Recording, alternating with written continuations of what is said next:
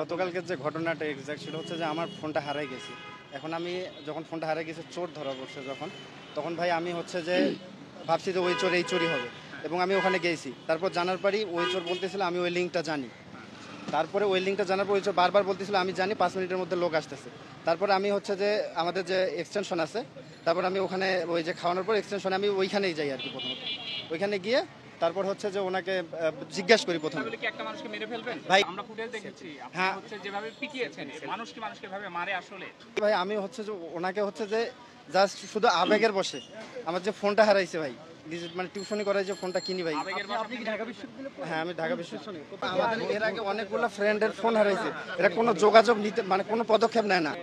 যে আপনি স্টাম দিয়ে যেভাবে পিটিয়েছেন, সাপকে যেভাবে পিটিয়ে মারে আপনি সেভাবে একটা মানুষকে পিটিয়েছেন ভাই। ও বলতেছিল যে আমিও জানি, এবং ওকে আমরা একটা ভিডিও ফুটেজ দেখাইছিলাম, ও বারবার মিজান বলতেছিল। তো আমি বললাম যে আপনি বলেন, আমাকে ফোন দিলে আমরা কিচ্ছু করবো না, জাস্ট আপনি যান। সাথে কারা ছিল? আমার সাথে হলে সবাই ছিল। এখন পিটিয়েছে ভাই, সবাই পিটিয়েছে ভাই।